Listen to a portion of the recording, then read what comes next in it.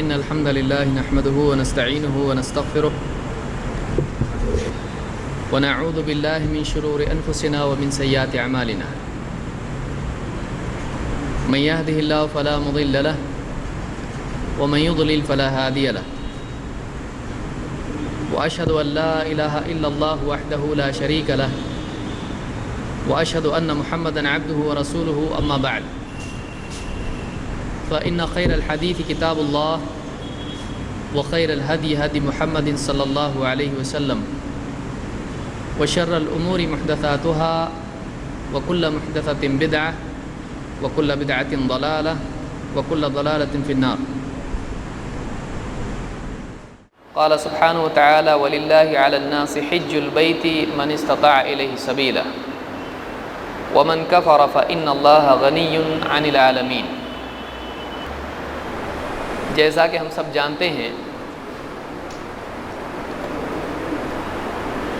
کہ حج کا موسم قریب ہے اور ساری دنیا سے مسلمان اپنے اپنے علاقوں کو چھوڑ کر اللہ کی خاطر اللہ کو راضی کرنے کے لیے اللہ کے گھر میں جمع ہوتے ہیں اور ہر سال حج کی عظیم الشان عبادت ادا کرتے ہیں. یہ ایک ایسی عبادت ہے جو دنیا میں مسلمانوں کے اتحاد کا ایک اظہار ہے اور اسی کے ساتھ اس عبادت میں ایک انسان کو موت اور قیامت کی یاد دلائی جاتی ہے.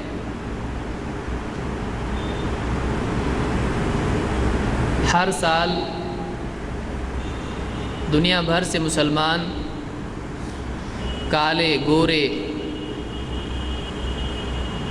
غریب امیر اور مختلف علاقوں کے رہنے والے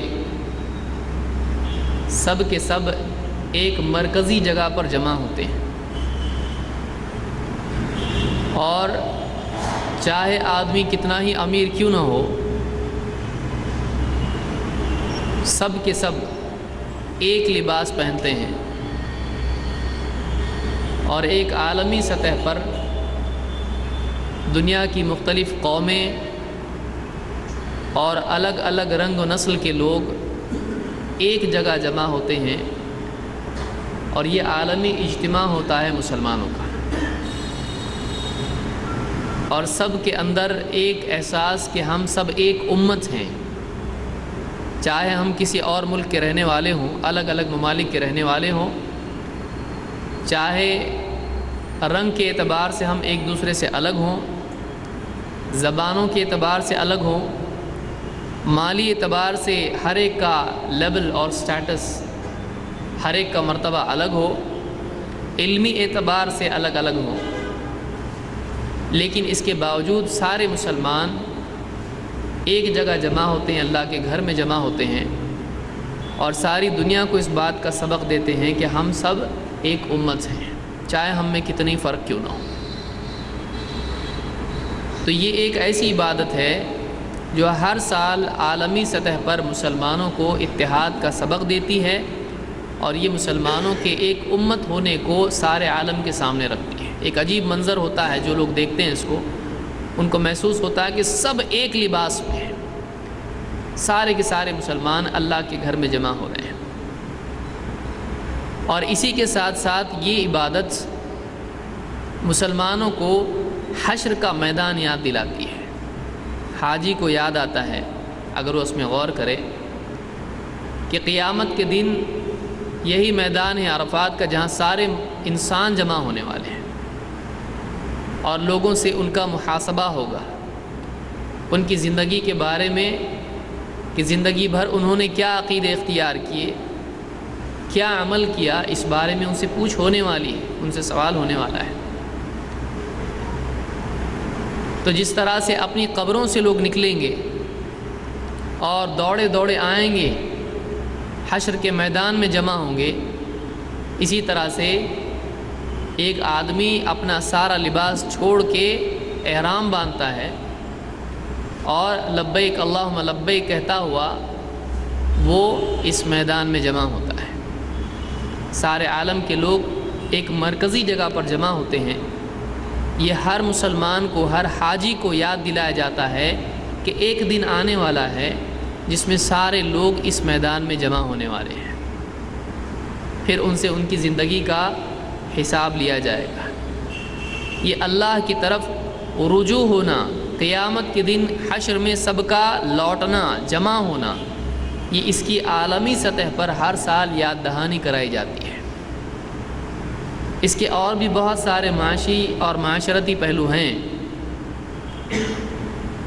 اور بہت سارے فوائد حج کے ہیں، لیکن یہ دو بہت بڑی چیزیں ہیں جو روحانی سطح پر اور مسلمانوں کی معاشرتی سطح پر یا امت ہونے کی سطح پر مسلمانوں کے یہ دو بہت بڑے فائدے ہیں جو مسلمانوں کو حاصل ہوتے ہیں۔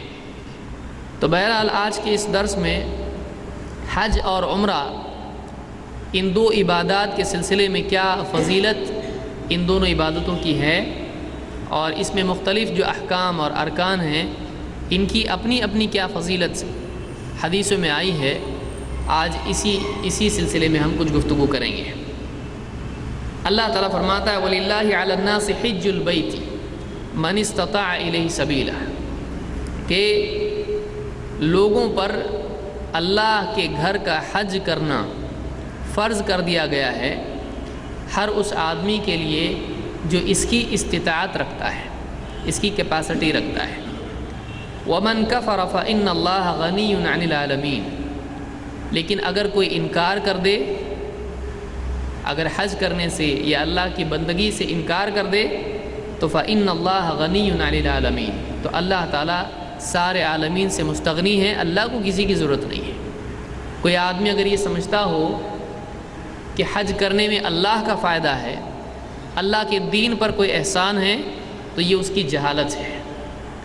بلکہ حج کرنے والا جو آدمی حج کرتا ہے یہ اپنا بھلا کرتا ہے، یہ اپنی دنیا اور آخرت کو صحیح کرتا ہے، اس لیے کہ حج میں دنیاوی فوائد بھی ہیں، معاشی اور مالی فوائد بھی ہیں، آخرت کے فوائد اپنی جگہ ہیں۔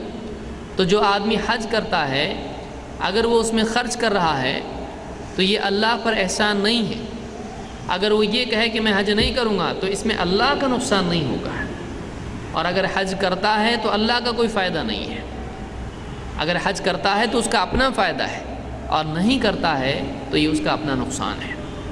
اسی لیے اللہ نے فرمایا کہ لوگوں پر اللہ کے گھر کا حج کرنا فرض کر دیا گیا ہے، اور اس آدمی پر فرض ہے جو اس کے راستے کی استطاعت رکھتا ہے۔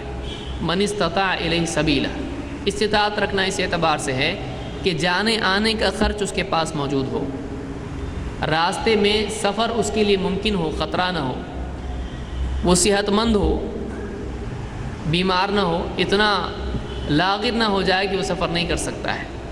تو ایسا آدمی جو صحت مند ہو، مالدار ہو، اور اگر عورت ہے تو اس کے ساتھ اس کا محرم موجود ہو، اکیلی عورت سفر نہیں کر سکتی ہے۔ ایک صحابی اللہ کے نبی صلی اللہ علیہ وسلم کے تھے، انہوں نے جہاد میں اپنا نام لکھایا اور ان کی بیوی حج کو جا رہی تھی۔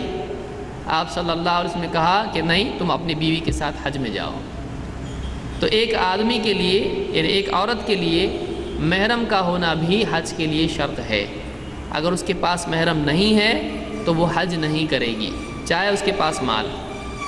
تو یہاں پر اللہ نے فرمایا کہ جس کے پاس استطاعت ہے اس پر حج فرض ہے، اور اگر کوئی حج استطاعت کے باوجود نہیں کرتا ہے اور اس کا انکار کر دیتا ہے تو اللہ تعالیٰ فرماتا ہے فَإِنَّ اللَّهَ غَنِيٌّ عَنِ الْعَالَمِينَ، اللہ پھر عالمین سے مستغنی ہے، اللہ کو کسی کی ضرورت نہیں، نہ تمہارے سفر کی ضرورت ہے، نہ تمہارے مال کی ضرورت ہے، نہ کسی اور چیز کی ضرورت ہے، اللہ ہر چیز سے غنی ہے۔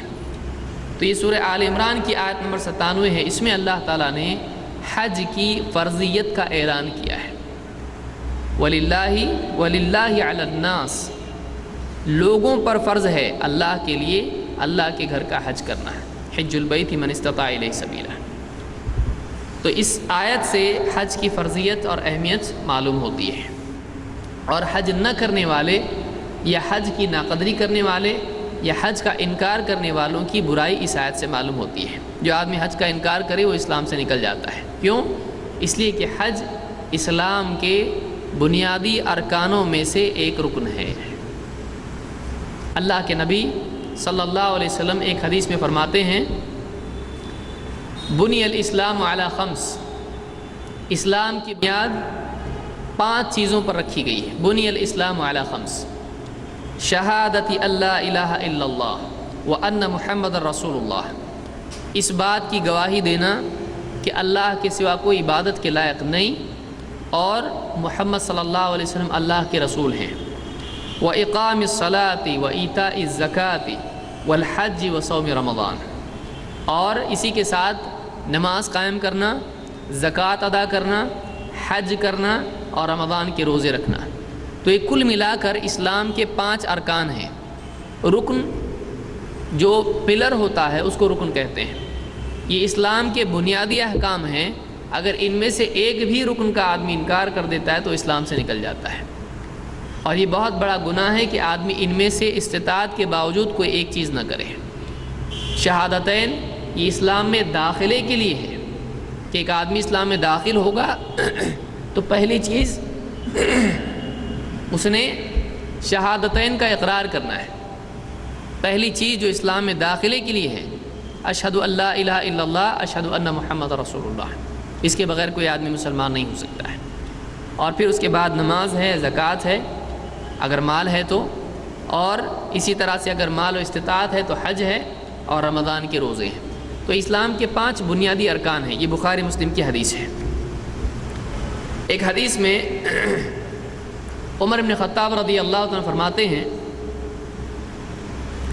بینما نحن جلوس عند رسول اللہ صلی اللہ علیہ وسلم فی اناس، ہم اللہ کے رسول صلی اللہ علیہ وسلم کے ساتھ ایک مرتبہ مجلس میں بیٹھے ہوئے تھے۔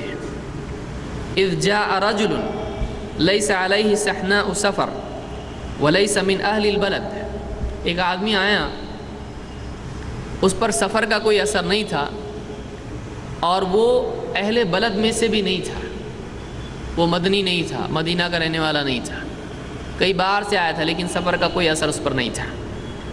یتخطى حتى ورد فجلس بین یدی رسول اللہ صلی اللہ علیہ وسلم، وہ آدمی آیا تو لوگوں کی گردنیں پھلانگتا ہوا آیا ہے، لوگوں کے بیچ میں سے آگے آیا، اور یہاں تک کہ اللہ کے نبی صلی اللہ علیہ وسلم کے سامنے آ کر بیٹھ گیا۔ فقال یا محمد مل اسلام، اس نے پوچھا اے محمد اسلام کیا ہے، مجھ کو بتائیے اسلام کیا ہے۔ قال الاسلام ان تشہد ان لا الہ الا اللہ وان محمد رسول اللہ، آپ نے فرمایا اسلام یہ ہے کہ تو اس بات کی گواہی دے کہ اللہ کے سوا کوئی عبادت کے لائق نہیں اور محمد اللہ کے رسول ہیں، وان تقیم الصلاۃ وتؤتی الزکاۃ وتحج البیت وتعتمر، اور تو نماز قائم کرے اور زکوٰۃ ادا کرے، اللہ کے گھر کا حج کرے اور عمرہ کرے، وتغتسل من الجنابہ، اور تو جنابت کا غسل کرے۔ آدمی کو احترام ہو جائے یا بیوی سے صحبت کرے تو اس کے بعد جو حالت ہوتی ہے اس کو جنابت کہا جاتا ہے، تو جنابت کا غسل کرے، وتغتسل من الجنابہ وان تتم الوضوء وتصوم رمضان، اور تو اچھی طرح سے کامل وضو کرے اور رمضان کے روزے رکھے۔ قال فاذا فعلت ذلك انا فمسلم فاذا فعلت ذلك فانا مسلم، اس نے کہا اگر میں ایسا کر لوں تو کیا میں مسلمان ہوں، یعنی کیا اتنا کرنے سے میں مسلمان ہو جاؤں گا؟ قال نعم، آپ نے کہا ہاں تو مسلمان ہو جائے گا۔ تو اس حدیث میں 5 ارکان کے ساتھ ساتھ جیسے عمرہ ہے یہ بھی مذکور ہے، اور اسی طرح سے جنابت کا غسل کرنا یہ بھی مذکور ہے۔ تو یہ اسلام کی اہم ترین عبادات ہیں اور اہم ترین احکام ہیں۔ ان چیزوں کا اہتمام کرنے سے آدمی کامل مسلم ہوتا ہے۔ اگر آدمی ان میں سے کچھ چھوڑ دے اس کی اسلام میں خرابی پیدا ہو جاتی ہے۔ اس حدیث کو امام ابن خزیمہ نے اپنی صحیح میں روایت کیا ہے اور یہ صحیح روایت ہے۔ اسی طرح سے اس حدیث کو شیخ الالبانی نے الترغیب والترہیب میں ذکر کیا ہے۔ آئیے دیکھتے ہیں حج کے جو احکام ہیں، اعمال ہیں، ان کی کیا فضیلت ہے۔ حج کے اعمال میں سے ایک بہت بڑا فائدہ یہ بھی ہے کہ آدمی کے بہت سارے احکام میں آدمی کے گناہ مٹا دیے جاتے ہیں۔ مثال کے طور پر اللہ کے نبی صلی اللہ علیہ وسلم نے فرمایا حضرت عمرو بن عاص رضی اللہ تعالیٰ عنہ سے، اما علمت ان الاسلام یہدم ما کان قبلہ، کیا تجھ کو نہیں معلوم کہ اسلام تیرے پچھلے سارے گناہوں کو ڈھا دیتا ہے؟ تیرے پچھلے جتنے گناہ ہوئے ہیں اسلام سے پہلے، جب ایک آدمی اسلام قبول کرتا ہے تو اسلام سے پہلے اس نے بلا شبہ بہت سارے گناہ کیے ہوں گے، ان سارے گناہوں کا کفارہ اسلام بن جاتا ہے۔ اسلام اس کے لیے توبہ کا بدل بن جاتا ہے، بلکہ خود اسلام اس کے لیے رجوع اور توبہ ہو جاتا ہے۔ تو جب ایک آدمی اسلام قبول کرتا ہے تو اس کے فوائد میں سے ایک بہت بڑا فائدہ یہ ہوتا ہے کہ زندگی میں چاہے کتنے ہی گناہ کیے ہوں، زنا کیا ہو، چوری کیا ہو، جھوٹ بولا ہو، قتل کیا ہو، جو بھی گناہ کیے ہیں بڑے سے بڑے گناہ، اسلام قبول کرتے ہی وہ سارے گناہ مٹا دیے جاتے ہیں۔ وَأَنَّ الْهِجْرَةَ تَهْدِمُ مَا كَانَ قَبْلَهَا، اور ہجرت آدمی کا دار الکفر چھوڑ کے دار الاسلام میں چلے آنا اور بسنا، یہ ہجرت سے پہلے جتنے بھی گناہ تھے ان سارے گناہوں کو ہجرت مٹا دیتی ہے، ڈھا دیتی ہے۔ وَأَنَّ الْحَجَّ يَهْدِمُ مَا كَانَ قَبْلَهُ، اور حج بھی، حج سے پہلے انسان کے جتنے گناہ ہوئے ہوں ان سارے گناہوں کو حج بھی ڈھا دیتا ہے۔ تو آدمی کا حج کرنا حج سے پہلے کے جتنے گناہ ہیں ان سارے گناہوں کو مٹا دیتا ہے۔ اس حدیث کو امام مسلم نے روایت کیا ہے۔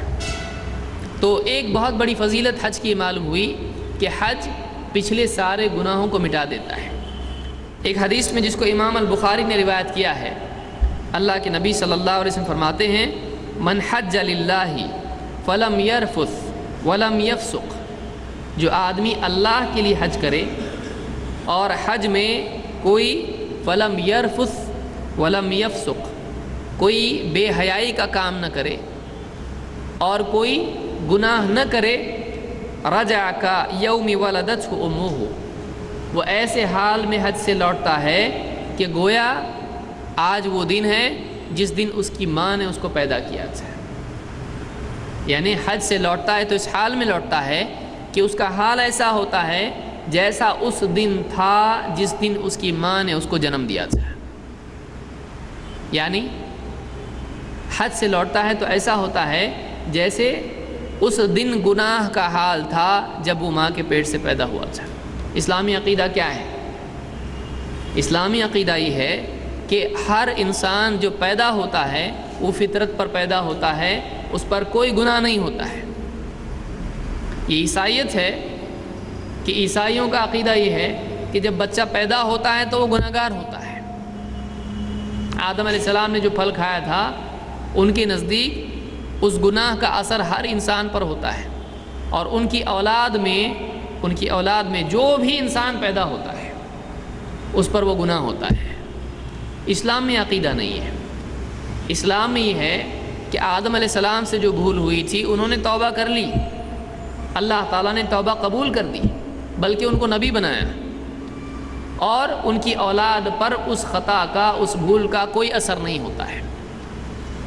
تو یہاں پر جس دن انسان پیدا ہوتا ہے جتنا وہ معصوم ہوتا ہے، بے گناہ ہوتا ہے، پاک صاف ہوتا ہے گناہوں سے، حج سے جب آدمی لوٹتا ہے تو صغیرہ کبیرہ سارے گناہ اس کے دھل جاتے ہیں، سارے گناہ اس کے معاف ہو جاتے ہیں، وہ گناہوں سے ایک دم پاک ہوتا ہے۔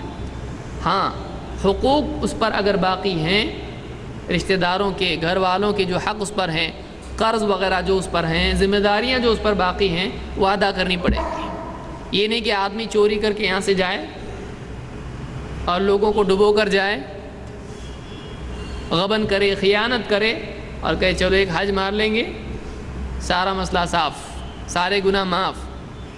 تو ایسا نہیں ہو سکتا ہے کہ ہر سال جو ہے سال بھر کا کوٹا جمع کرے اور ایک حج کر کے واپس لوٹے۔ اگر بندوں کے حقوق میں سے کچھ اس پر باقی ہیں وہ حق معاف نہیں ہوتا ہے.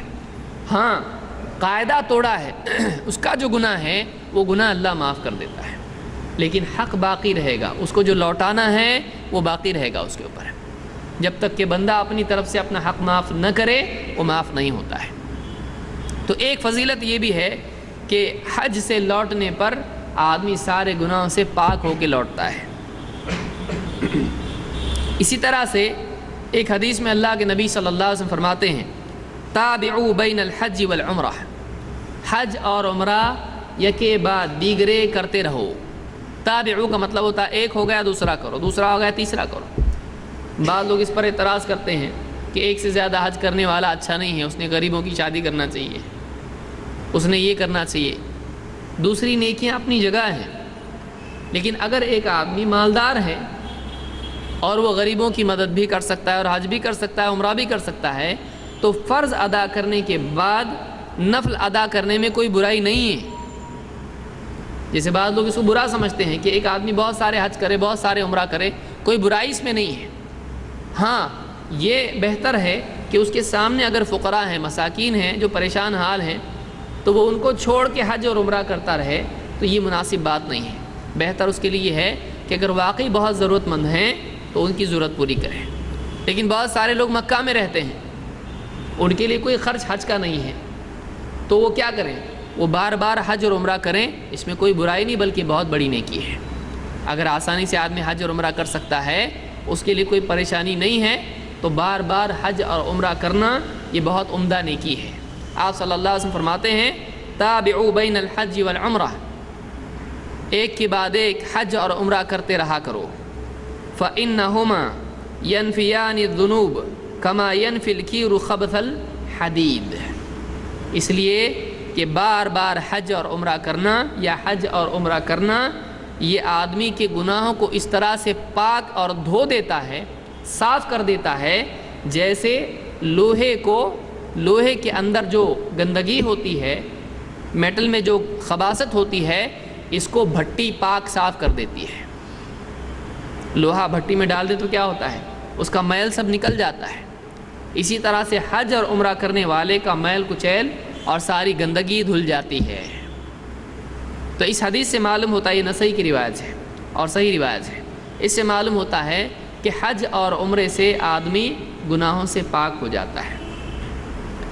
اسی طرح سے ایک حدیث میں آپ نے فرمایا فَإِنَّهُمَا يَنْفِيَانِ الْفَقْرَ وَالذُّنُوبَ، نہ صرف گناہ بلکہ حج اور عمرہ سے انسان کی غربت اور فقیری بھی دور ہوتی ہے. آدمی سوچے گا اتنا خرچہ کر کے جا رہا ہے، میں تو غریب ہو جاؤں گا آنے کے بعد. لیکن یہاں پر حدیث میں کیا آیا ہے کہ حج اور عمرہ آدمی کے فقر اور گناہ دونوں کو مٹاتا ہے. تو ایسا نہیں ہے کہ آدمی غریب ہو جائے گا حج کے بعد، اللہ تعالیٰ اس کے مال میں برکت عطا فرماتا ہے، اس کے فقر کو دور کرتا ہے. کما ینفی الکیر خبث الحدید والذہب والفضہ، جیسے بھٹی آدمی کے یعنی لوہے، سونے اور چاندی کی گندگی کو دھو دیتی ہے، صاف کر دیتی ہے، اسی طرح سے آدمی کے فقر اور گناہوں کو حج اور عمرہ مٹا دیتے ہیں. یہ مسند احمد، ترمذی اور نسائی کی روایت ہے. اللہ کے گھر کے سفر کا ارادہ کرنے کی نیکی کیا ہے؟ اللہ کے نبی صلی اللہ علیہ وسلم فرماتے ہیں فَإِنَّ لَكَ مِنَ الْأَجْرِ إِذَا أَمَمْتَ الْبَيْتَ الْعَتِيقَ، جب تو اللہ کے گھر، وہ پرانا گھر جو ابراہیم علیہ السلام نے تعمیر کیا ہے، جب تو اللہ کے گھر کا ارادہ کرتا ہے، اس دور کے گھر کا ارادہ کرتا ہے، حج کا ارادہ کرتا ہے، أَلَا تَرْفَعْ قَدَمًا أَوْ تَضَعَهَا أَنْتَ وَدَابَّتُكَ، تو اور تیرا جانور، تیری سواری جب بھی ایک قدم رکھتی ہے، تو قدم رکھتا ہے یا اٹھاتا ہے، إِلَّا كُتِبَتْ لَكَ حَسَنَةٌ وَرُفِعَتْ لَكَ دَرَجَةٌ، یعنی حاجی جب اپنے گھر سے نکلتا ہے حج کے ارادے سے، چاہے وہ پیدل ہو یا سوار ہو، اگر پیدل ہے تو خود ایک قدم اٹھاتا ہے، رکھتا ہے، تو اس کے لیے ایک نیکی لکھی جاتی ہے اور ایک درجہ اس کا اونچا کیا جاتا ہے. ہر نیکی پر، ہر قدم پر ایک نیکی اور ایک درجہ اس کو ملتا ہے، ایک لیول وہ اونچا ہو جاتا ہے. جنت کے اعتبار سے، آخرت کے اعتبار سے، اللہ کے قرب کے اعتبار سے ایک درجہ اوپر ہو جاتا ہے ہر قدم پر۔ آپ بتائیے کتنے قدم رکھتا ہے آدمی؟ جب آدمی وہاں حج میں ہو، وضو کر کے جا کے آنے میں کتنے قدم جاتے ہیں اس کے، اور کتنا ٹائم جاتا ہے اس میں۔ تو ایک ایک قدم پر ایک نیکی ملتی ہے اور ایک درجہ اس کا اونچا ہوتا ہے۔ اتنی بڑی عبادت ہے حج کی، آپ سوچئے۔ اور یہ نہ سوچے آدمی کہ میں تو ابھی سواری پر ہوں، میرا تو قدم ہی نہیں ہے، ایک ہی قدم سواری پر، اس کے بعد سواری بھاگ رہی ہے، پلین جا رہا ہے۔ آپ نے فرمایا کہ ایک ایک قدم چاہے وہ خود رکھے یا اس کی سواری، اس ہر قدم پر اس کو ایک نیکی ملتی ہے اور ایک درجہ اس کا اونچا ہوتا ہے۔ اس حدیث کو امام طبرانی نے اپنی کتاب الاوسط میں ذکر کیا ہے اور یہ حسن درجے کی روایت ہے۔ اسی طرح سے اللہ کے نبی صلی اللہ علیہ وسلم کے صحابی ہیں ابو ہریرہ رضی اللہ عنہ، کہتے ہیں سئل النبی صلی اللہ علیہ وسلم ای الاعمال افضل، آپ سے پوچھا گیا اعمال میں سب سے افضل عمل کون سا ہے؟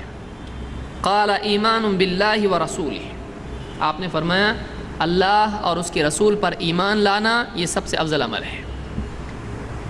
قیل ثم ماذا، آپ سے پوچھا گیا اس کے بعد اور کیا نیکی ہے؟ قال جہاد فی سبیل اللہ، اللہ کی راہ میں جہاد کرنا، اللہ کی راہ میں جہاد کرنا اس کے بعد ہے، ایمان کے بعد۔ قیل ثم ماذا، پھر پوچھا کسی نے اس کے بعد کیا نیکی ہے؟ قال حج مبرور، ایسا حج جو گناہوں سے پاک ہو اور اللہ کے ہاں مقبول ہو، حج مبرور۔ تو آپ صلی اللہ علیہ وسلم نے سب سے بڑی نیکی ایمان کو قرار دیا ہے، اس کے بعد جہاد، اس کے بعد حج کو آپ نے قرار دیا ہے۔ تو بڑی سے بڑی نیکیوں میں حج بھی ایک نیکی ہے، حج مبرور۔ اس کو امام البخاری اور مسلم دونوں نے روایت کیا ہے۔ اسی طرح سے ایک حدیث میں آپ فرماتے ہیں العمرۃ الی العمرہ کفارۃ لما بینہما من الذنوب والخطایا، ایک سے ایک عمرے کے بعد دوسرا عمرہ کرنا یہ آدمی کے گناہوں اور خطایا کے لیے، اس کی خطاؤں کے لیے کفارہ ہو جاتا ہے۔ جب آدمی ایک عمرہ کرتا ہے تو اس کے سارے گناہ مٹا دیے جاتے ہیں، پھر اس کے بعد جب دوسرا عمرہ کرتا ہے تو ان دونوں کے بیچ میں جتنے گناہ ہوئے ہیں صرف اس عمرے کی وجہ سے وہ سارے گناہ مٹا دیے جاتے ہیں، وہ گناہوں سے پاک ہو جاتا ہے۔ والحج المبرور، اور ایسا حج جو ساری برائیوں سے، خطاؤں سے، گناہوں سے پاک ہو، لیس لہ جزاء الا الجنہ، اس کا بدلہ جنت کے سوا اور کچھ نہیں ہے۔ آدمی صحیح ڈھنگ سے حج کرے تو جنت کے سوا اس کے لیے کچھ بھی نہیں دیا جا سکتا ہے، یعنی اس کے لیے کوئی چھوٹی چیز نہیں ہے، اس کے لیے جنت اس کی برابری کی جو ہے جزا ہے۔ وہ اتنی بڑی نیکی ہے کہ اس کا بدلہ جنت سے کم چیز نہیں ہو سکتی ہے، اتنی بڑی نیکی ہے وہ، اس کے لیے جنت ہی برابری کا بدلہ ہو سکتا ہے۔ تو آپ نے فرمایا والحج المبرور لیس لہ جزاء الا الجنہ، اور حج مبرور اس کے لیے جنت کے سوا اور کوئی بدلہ ہو ہی نہیں سکتا ہے، اتنی بڑی نیکی وہ ہے۔ یہ بخاری اور مسلم کی روایت ہے۔ اسی طرح سے آپ نے فرمایا، حضرت عائشہ فرماتی ہیں کہ انہوں نے کہا یا رسول اللہ نر الجہاد افضل العمل افلا نجاہد، عورت ہیں، خاتون ہیں، اللہ کے نبی صلی اللہ علیہ وسلم کی بیوی ہیں، پوچھا کہ اے اللہ کے رسول ہمارے نزدیک سب سے افضل عمل جہاد ہے، تو کیا ہم جہاد نہ کریں؟ کیا ہم جہاد نہ کریں؟ عورت نے پوچھا۔ قال لا، آپ نے کہا نہیں، لیکن افضل الجہاد حج مبرور، لیکن سب سے افضل جہاد اگر کوئی ہے تو وہ حج مبرور ہے، صحیح سالم حج، عمدہ طریقے سے کیا ہوا حج۔ تو سب سے بڑا جہاد کیا ہے؟ حج مبرور ہے۔ یہ بخاری کی روایت ہے۔ حضرت عائشہ فرماتی ہیں قلت یا رسول اللہ علی النساء جہاد، اے اللہ کے رسول کیا عورتوں پر جہاد ہے؟ قال نعم علیہن جہاد لا قتال فیہ الحج والعمرہ، آپ نے فرمایا ہاں عورتوں پر جہاد ہے، لیکن ایسا جہاد ہے جس میں کوئی قتال نہیں ہے، جس میں جنگ نہیں ہے، جس میں کسی کو قتل نہیں کرنا ہے۔ الحج والعمرہ، آپ نے کہا وہ کیا ہے؟ حج اور عمرہ کرنا، یہ جہاد ہے جو عورتوں پر فرض ہے۔ تو معلوم ہوا جہاد صرف جنگ کا نام نہیں ہے، بہت سارے لوگ جہاد کہتے ہی بولنے والا بھی ڈرتا ہے، سننے والا بھی ڈرتا ہے، یہ لفظ ہی نکال دو اسلام کی ڈکشنری سے۔ آج ایسا دور آ گیا ہے کہ جہاد بولنے کو بھی آدمی ادھر ادھر دیکھتا، پہلے کوئی پکڑنے والا تو نہیں ہو، اس کو اٹھا کے گاڑی میں ڈال کے لے تو نہیں جا رہا ہے کوئی۔ جہاد کوئی بری چیز نہیں ہے، جہاد لوگوں کی جان کا دشمن ہونا نہیں ہے۔ جہاد کا مطلب ہے دین کی حفاظت کے لیے کوشش کرنا، کبھی مال سے، کبھی زبان سے، کبھی خود اپنی ذات سے، کبھی جان سے، کبھی جنگ سے، کبھی تلوار سے، کبھی قلم سے۔ تو دین کی حفاظت کے لیے جیسی ضرورت ہے ویسی کوشش کرنے کا نام جہاد ہے۔ تو جہاد میں جنگ آتا ہے، ایسا نہیں کہ جہاد میں جنگ نہیں آتا ہے، لیکن جہاد صرف لڑنے کا نام نہیں ہے، جہاں جیسی ضرورت ہے وہاں ویسا کام کرنے کا نام جہاد ہے۔ ہاں، لوگوں کے لیے بم دھماکے کرنا یہاں وہاں جا کے اپنی مرضی سے، اس کا نام جہاد نہیں ہے، یہ حرام ہے۔ تو یہاں پر آپ صلی اللہ علیہ وسلم نے عورتوں کے لیے کہا کہ عورتوں پر جو جہاد فرض ہے وہ کون سا ہے؟ حج اور عمرہ ہے، یہ ان کے لیے حج اور عمرہ ان کے لیے جہاد ہے۔ اس کو ابن ماجہ نے روایت کیا ہے۔ البتہ عمرہ فرض نہیں ہے، عمرہ شروع کر دیا جائے تو فرض ہو جاتا ہے۔ اللہ تعالیٰ نے یہاں پر عمرے کے لیے اتمام کو واجب قرار دیا ہے۔ آدمی کے لیے عمرہ واجب نہیں ہے، عمرہ فرض نہیں ہے، ہاں لیکن عمرہ شروع کر دے ادھورا نہیں چھوڑ سکتا ہے، اس کو پورا کرنا پڑے گا، پھر واجب ہو جاتا ہے۔ تو اس حدیث سے معلوم ہوا کہ عورتوں پر بھی جہاد ہے، لیکن وہ کیا ہے؟ حج و عمرہ ہے۔ اسی طرح سے آپ نے فرمایا جہاد الکبیر والضعیف والمرأۃ الحج والعمرہ، کہ بوڑھا یا کمزور یا عورت، ان لوگوں کا جہاد حج اور عمرہ کرنا ہے۔ کتنی عجیب بات ہے، آپ دیکھیے، جہاد ایک طرف تو جنگ بھی اس میں ہے، اور حج اور عمرہ ایسا ہے کہ بالکل لڑنا نہیں ہے، چھوٹی بڑی بات کسی پہ لڑنا ہی نہیں ہے۔ تو بالکل غیر لڑنا بھی جہاد ہو سکتا ہے، ایسا عمل بھی جہاد ہو سکتا ہے جس میں لڑنا بالکل منع ہے۔ کیا ہے؟ حج میں لڑنا ہے، حج میں بالکل لڑنا نہیں ہے، لیکن وہ بھی کس میں آ سکتا ہے؟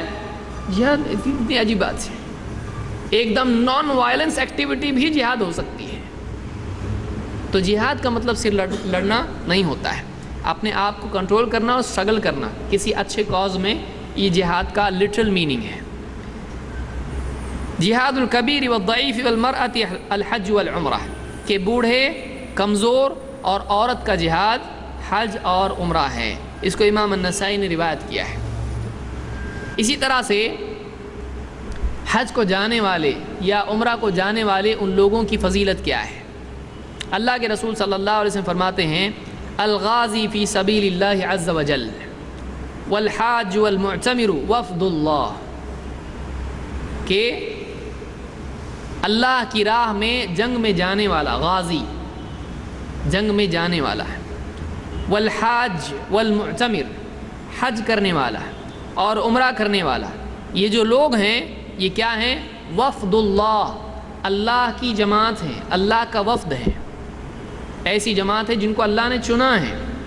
دعاہم فاجابوا، اللہ نے ان کو پکارا، ان کو بلایا تو انہوں نے اللہ کی پکار پر لبیک کہا، اس کو قبول کیا۔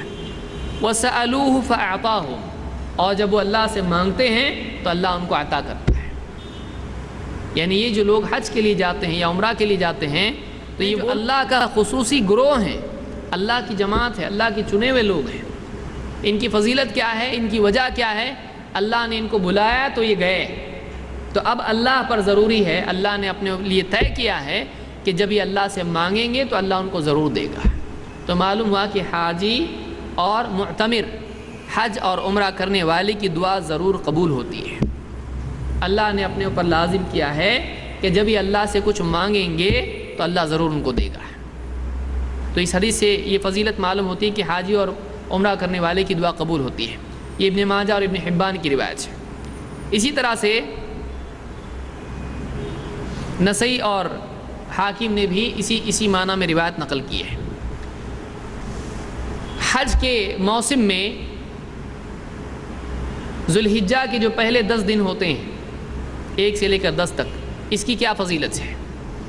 اللہ کے نبی صلی اللہ علیہ وسلم فرماتے ہیں افضل ایام الدنیا ایام العشر، دنیا کے جو دن ہوتے ہیں، سال بھر میں جو دن ہوتے ہیں، ان میں سب سے افضل دن ایام العشر ہیں۔ ایام العشر کون سے ہیں؟ ولیال عشر، یہ حج کے پہلے 10 دن ہوتے ہیں، حج کے موسم کے، ذوالحجہ کی 1 تاریخ سے لے کر 10 تک، عید تک، یہ 10 دن ایام العشر کہلاتے ہیں۔ یہ سارے ایام میں سب سے افضل دن ہے، سب سے بہترین دن اگر ہیں تو یہ 10 دن ہیں نیکی کے اعتبار سے۔ اس کو امام البزار نے روایت کیا ہے، یہ صحیح روایت ہے۔ دارمی کے الفاظ ہیں مل عمل فی ایام افضل من العمل فی 10 ذی الحجہ۔ آپ فرماتے ہیں کہ سارے دنوں میں کی ہوئی نیکیاں، عمل، کوئی عمل اتنا افضل نہیں ہوتا ہے جتنا ذوالحجہ کے 10 دنوں میں کیا ہوا عمل ہوتا ہے۔ معلوم ہوا کہ ان 10 دنوں میں نیکی کی قدر، اس کی قیمت بڑھ جاتی ہے۔ اگر آپ عام دنوں میں آپ نماز پڑھ رہے ہیں، عام دنوں میں ذکر کر رہے ہیں، عام دنوں میں تلاوت کر رہے ہیں، عام دنوں میں روزہ رکھ رہے ہیں، اس کی اپنی اہمیت ہے، لیکن یہ ساری نیکیاں اگر ایام العشر میں کی جائیں، 1 ذی الحجہ سے لے کر 10 تک، 10ویں کو روزہ نہیں رکھنا ہے، ان دنوں میں نیکیاں کی جائیں، یہ زیادہ افضل ہوتی ہیں، اس کا بھاؤ بڑھ جاتا ہے، جس کو ہم کہیں گے اس کی قیمت بڑھ جاتی ہے۔ تو خاص طور سے ان دنوں میں جتنی نیکی ہو سکے آدمی کو کرنا چاہیے۔ فضولیات میں آدمی کو بکرے ڈھونڈنے میں جو آدمی کھو جاتا،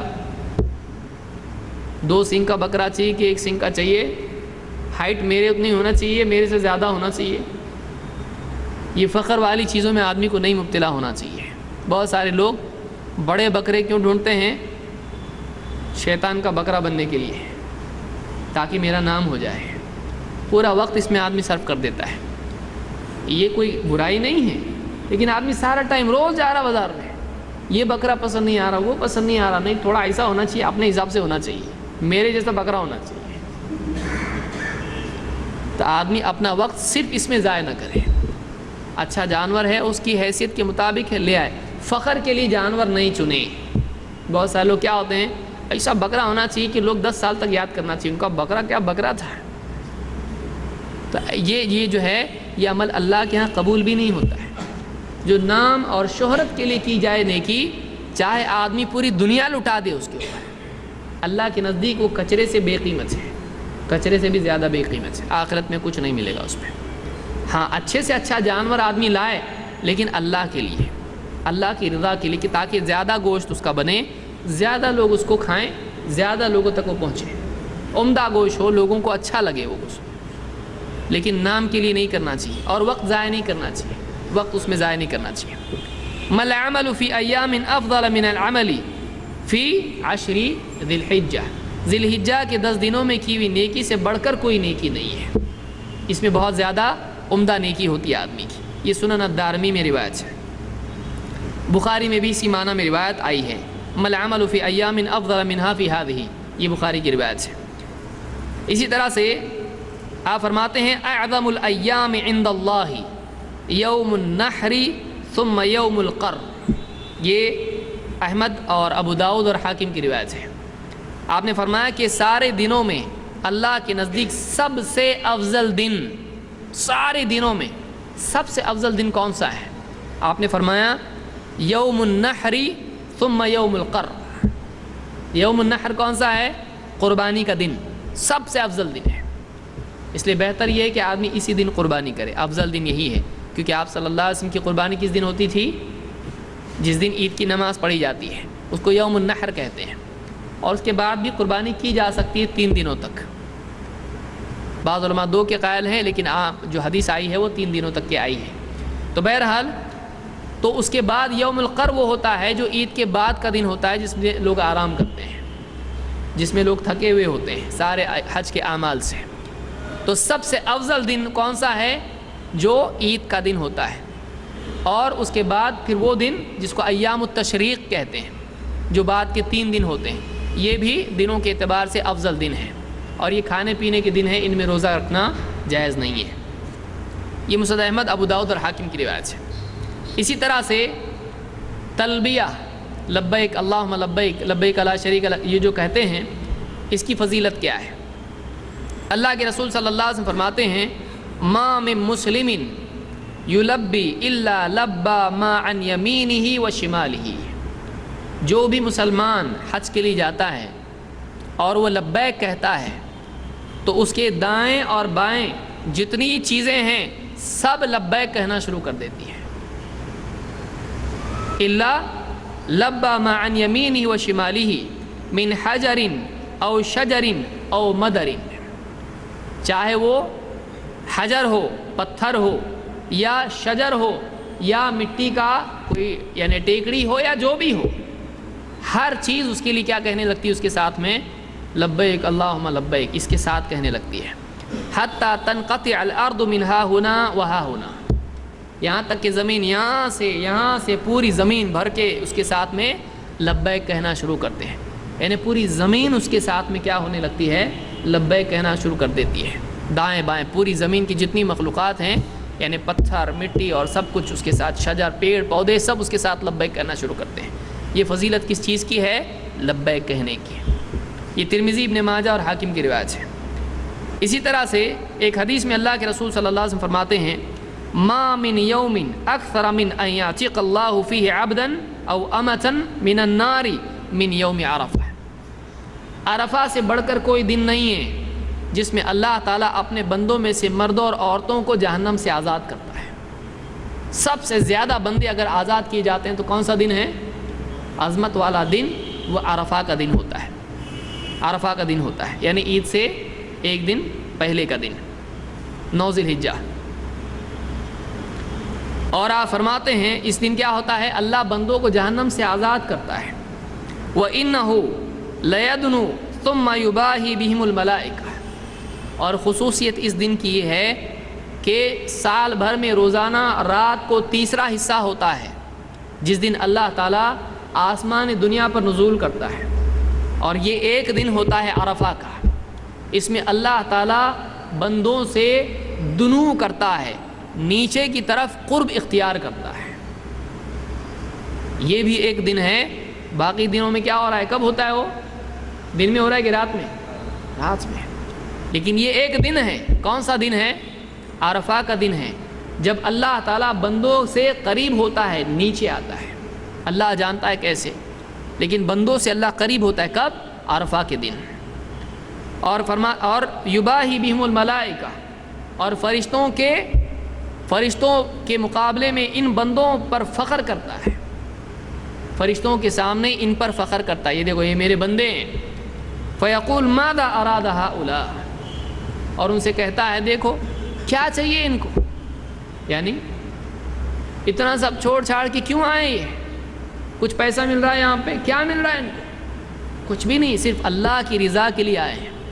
अपना लिबास छोड़ दिया, अपना घर छोड़ दिया, और मैदान में आके जमा है, यहाँ पर धूल मिट्टी में अटे हुए हैं, इतनी तकलीफ़ में हैं, लेकिन क्यों आए ये, मेरी खातिर आए। अल्लाह उन पर फ़ख्र करता है, देखो मेरी खातिर सब छोड़ने वाले बंदे ये हैं, इन्होंने सब कुछ छोड़ा मेरी खातिर। तो अल्लाह ताला उन पर फ़ख्र, किसी बंदे पर अल्लाह फ़ख्र करे, मेरा बंदा, देखो ये बंदा। और किन के आगे फ़ख्र कर रहा है, गुनाहगारों के सामने। ऐसे बंदे जो नूर के बने हुए हैं, जो कभी अल्लाह की नाफरमानी नहीं करते हैं, जो कभी अल्लाह के हुक्म के मुकाबले में अपनी ख्वाहिशात को तरजीह नहीं देते, उनकी ख्वाहिशात ही नहीं है।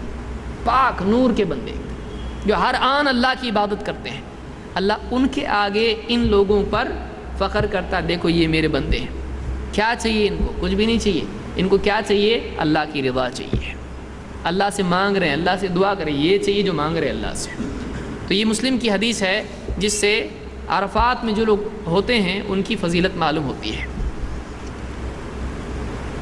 इसी तरह से अल्लाह के नबी सल्लल्लाहु अलैहि वसल्लम फरमाते हैं, खैरुद्दुआ यौम अरफ़ा, सबसे बेहतरीन दुआ वो है जो अरफ़ा के दिन मांगी जाए। सबसे बेहतरीन दुआ कौन सी है, जो अरफ़ा के दिन मांगी जाए। खैरुद्दुआ यौम अरफ़ा व खैरु मा क़ुल्तु अना वन्नबिय्यून मिन क़ब्ली, और सबसे बेहतरीन बात वो है जो मैंने और मुझसे पहले नबियों ने कही है। क्या है वो सबसे बेहतरीन बात, ला इलाहा इल्लल्लाह वहदहु ला शरीका लह लहुल मुल्क व लहुल हम्द व हुवा अला कुल्लि शैइन क़दीर। सबसे बेहतरीन जुमला جو میں نے اور مجھ سے پہلے نبیوں نے کہا ہے، سب سے بہترین ذکر جو میں نے اور مجھ سے پہلے نبیوں نے کیا ہے وہ یہ ہے۔ کیا ہے؟ لا الہ الا اللہ، اللہ کے سوا کوئی عبادت کے لائق نہیں، وحدہ، وہ اکیلا ہے، ربوبیت میں بھی اور عبادت کے اعتبار سے بھی، اپنے اسماء میں بھی، اپنی صفات میں بھی، لا شریک لہ، اس کی کسی چیز میں کوئی اس کا شریک نہیں ہے، لہ الملک و لہ الحمد، ساری بادشاہی اسی کے لیے ہے، سب کچھ اسی کا ہے، وَلَهُ الْحَمْدُ، ساری تعریف کے لائق وہی ہے، وَهُوَ عَلَى كُلِّ شَيْءٍ قَدِيرٌ، اور وہ ہر چیز پر قادر ہے۔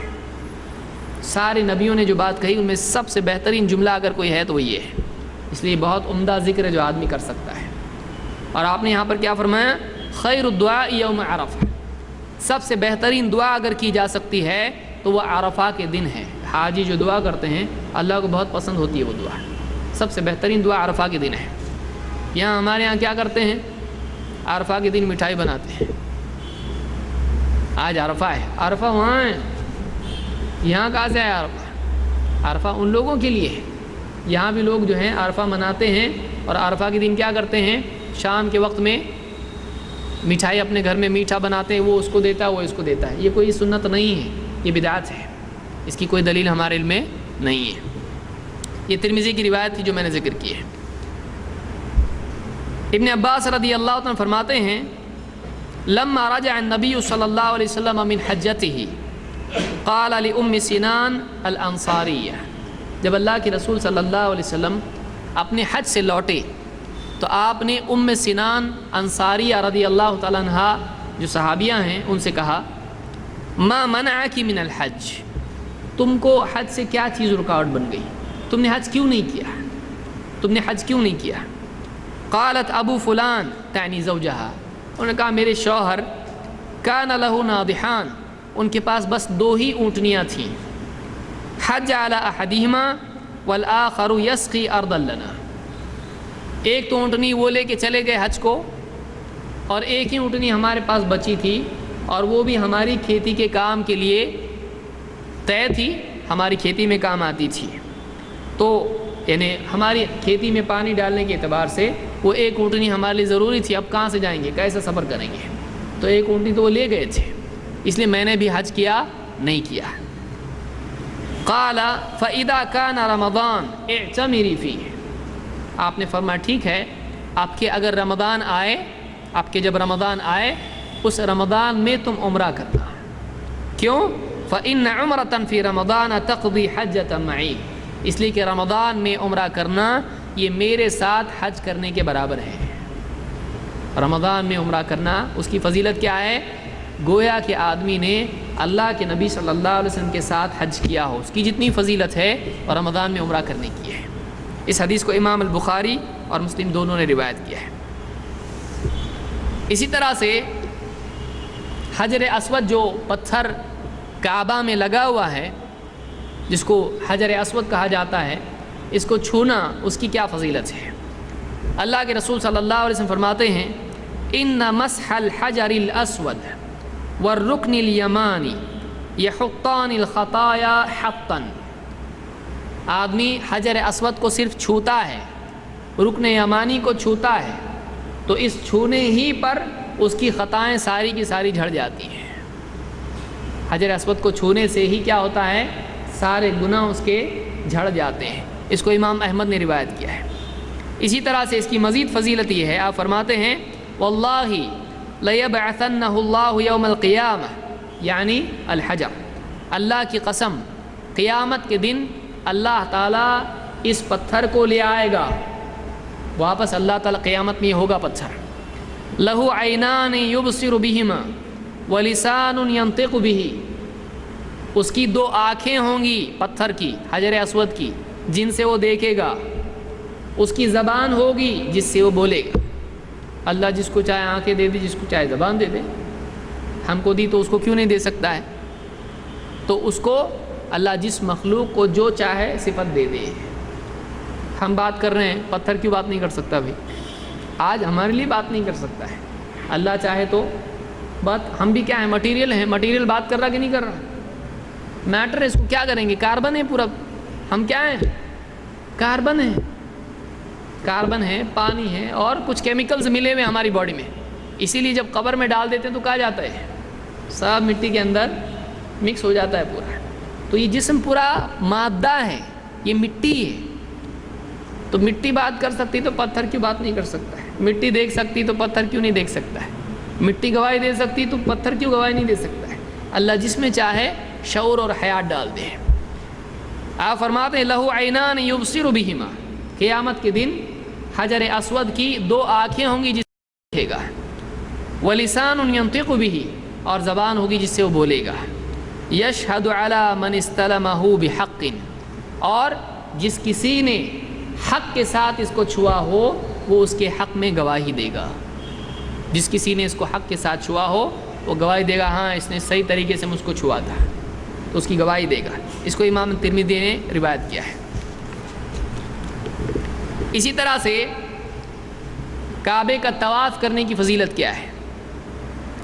اللہ کے رسول صلی اللہ علیہ وسلم فرماتے ہیں من طاف بالبیت 7، جو اللہ کے گھر کا 7 مرتبہ طواف کرے، چکر لگائے، وصلی رکعتین، اور اس کے بعد 2 رکعتیں پڑھے، کان کعتق رقبۃ، یہ ایسا ہے جیسے آدمی ایک غلام کو آزاد کرتے ہیں.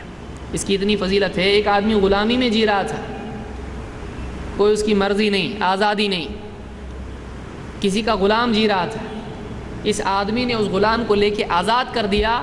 اتنی بڑی فضیلت ہے صرف کس کی؟ ایک آدمی صرف 7 چکر لگائے اور اس کے بعد 2 رکعت نماز پڑھے.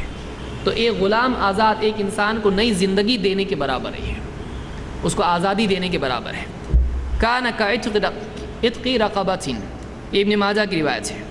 آپ فرماتے من طاف بهذا البیت اسبوعا فاحصاه، جو برابر گن کے 7 مرتبہ کعبے کا اس گھر کا طواف کرے، کان کعتق رقبۃ، یہ ایسا ہے جیسے ایک غلام کو آزاد کر دے. لا يدع قدما ولا يرفع اخرى، ایک قدم رکھتا ہے ایک اٹھاتا ہے، الا حط اللہ عنہ به خطیئۃ وكتب له بها حسنہ، ایک گناہ اس کا اللہ معاف کرتا ہے اور ایک نیکی اللہ اس کے لیے لکھتا ہے. ہر قدم پر ایک گناہ معاف اور ایک نیکی اس کو ملتی ہے. کیا نیکی لاتا ہوگا حاجہ، آپ سوچئے. یہاں سے نکلا ہے کہ قدم پہ ایک درجہ بڑھ رہا ہے، ایک نیکی مل رہی ہے، پھر ایک قدم اٹھاتا ہے گناہ معاف، ایک نیکی لکھی جا رہی. کتنا چلتا ہے وہ، چل کے تھک جاتا وہاں پہ، اتنی ساری نیکیاں وہ جماتا ہے وہاں پہ. اس لیے حاجی وہاں پہ چلے تو سوچے اچھا ایک قدم پہ مل رہا ہے، آپ کو میٹر اپنا چالو ہے، ایک نیکی مل رہی ہے، ایک قدم پہ گناہ مٹ رہے ہیں اس کے. تو جتنا چلے گا اتنا اس کو اتنا زیادہ ثواب ملے گا. تو حاجی کو بھی چاہیے کہ جو تکلیف اس کو حج میں ہوتی ہے اس پر دل چھوٹا نہ کرے. کیا بولے ٹینٹ نکلا تو مل رہا نہیں، گھوم کے جھومنے لگا. بعض لوگ کیا ہوتا ہے جو نئے لوگ جاتے ہیں یہاں سے، ایک بار اپنے ایریا سے نکل گئے ختم، ان کو سمجھ میں نہیں آتا جانا تو جانا کدھر ہے. کچھ لوگ تو بیٹھ کے بیچارے رونا شروع کر دیتے ہیں وہاں پہ. اگر خواتین ہوں اور اس میں ضعیف بھی ہو جائیں، سونے پہ سہاگا، اور ہاتھ چھوڑ جائے اگر رشتہ داروں کا ساتھ چھوڑ جائے تو ایسا سمجھتے ہیں جیسے دنیا چھوٹ گئی پوری، رونا شروع کر دیتے، بہت پریشان ہوتے ہیں. یہ اور بات ہے کہ بہت سارے وہاں پر مدد کرنے والے، رہبری کرنے والے بہت ہوتے ہیں، لیکن آدمی پھر جو گھومتا ہے اور بھٹک جاتا ہے وہاں سے تو بہت تھک جاتا ہے، آگے سونے کے سوا اور بے ہوش ہونے کے سوا کچھ نہیں رہتا اس کے پاس. تو آدمی وہاں پہ جتنی تکلیف ہو، یہ اللہ کے لیے تکلیف ہو رہی ہے، دل چھوٹا نہیں کرنا چاہیے. ہر قدم پر ایک نیکی اس کو ملے گی، ہر قدم پر اس کو ایک نیکی ملے گی. تو اس حدیث سے معلوم ہوا کہ ہر قدم پر ایک نیکی ملتی ہے اور ایک گناہ معاف ہوتا ہے. اسی طرح سے آپ دیکھیں کہ آپ فرماتے ہیں کہ لا يدع قدما ولا يرفع اخرى الا حط اللہ عنہ بها خطیئۃ وكتب له بها حسنہ. ہر قدم پر ایک نیکی ملتی ہے اور ایک گناہ معاف کیا جاتا ہے. یہ ترمذی، نسائی اور حاکم کی روایت ہے. مسجد حرام میں نماز پڑھنے کی کیا فضیلت ہے؟ اور بہت سارے لوگ بلکہ عام طور سے لوگ اس کے بعد پھر حج کے بعد مسجد نبوی بھی جاتے ہیں. اس کی کیا فضیلت ہے؟ اللہ کے رسول صلی اللہ علیہ وسلم فرماتے ہیں صلاۃ فی مسجدی ھذا، میری اس مسجد میں نماز پڑھنا، میری مسجد یعنی مسجد نبوی جو مدینہ میں ہے، افضل من الف صلاۃ فیما سواہ من المساجد، باقی ساری مسجدوں میں نماز پڑھنے سے کتنی 1000 نمازوں سے افضل ہے۔ یعنی جس آدمی نے مسجد نبوی میں ایک نماز پڑھی، بس 2 رکعت پڑھ لی اس نے، یہ کیسا ہے؟ دو رکعت کا 1000 گنا کتنا ہوا؟ 20,000 کہ 2 لاکھ؟ دو رکعت کے 2000 گنا اس کا ہو رہا ہے، یعنی 2000 نمازیں وہ پڑھ رہا ہے، 2000 رکعتیں وہ پڑھ رہا ہے۔ یعنی کتنا ٹائم لگا اس کو؟ 5 منٹ مشکل سے، اور اگر جلدی والی قوم کا ہو تو 1 منٹ 10 سیکنڈ، 2 منٹ میں، 5 منٹ میں، 10 منٹ میں آدمی سکون سے پڑھ رہا ہے۔ آدمی کم سے کم 7-8 منٹ لگتے ہیں اس کو۔ ایک آدمی اچھی سے نماز پڑھ لے، 10 منٹ کے اندر کتنی نمازیں مل گئی اس کی جھولی میں؟ 1000 نمازیں اس کی، 1000 نمازیں پڑھنے والا بنا۔ اور آپ بتائیے دن بھر میں اگر وہ ایک 20-50 نماز پڑھ لے، اگر یہاں سے آ رہا ہے 2 رکعت پڑھ رہا ہے، وہاں سے آ رہا ہے 2 رکعت پڑھ رہا ہے، اگر پڑھ لے، اگر سمجھ لیجئے اس آدمی نے دن بھر میں یا 10 دن رہا وہاں پہ، سمجھ لیجئے اگر 100 رکعت نماز پڑھ لیا اس نے، فرائض کو چھوڑ کے بول رہا ہوں، وہ تو اور بات ہوگی، 100 رکعت نماز پڑھ لیا تو کتنے ہو گئے؟ 1000 اس کے گناہ کر دیجئے۔ 100 رکعت کا 1000 گنا کتنا ہوتا ہے؟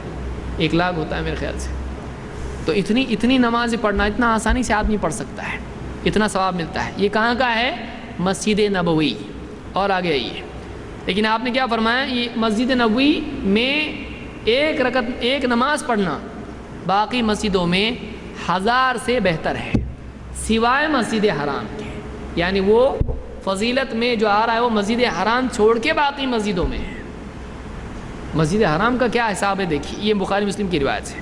آپ فرماتے ہیں صلاۃ فی مسجدی افضل من 1000 صلاۃ فیما سواہ الا المسجد الحرام، میری مسجد میں نماز پڑھنا باقی مسجدوں میں 1000 نمازیں پڑھنے سے بہتر ہے سوائے مسجد حرام کے۔ تو وہاں کیا ہے؟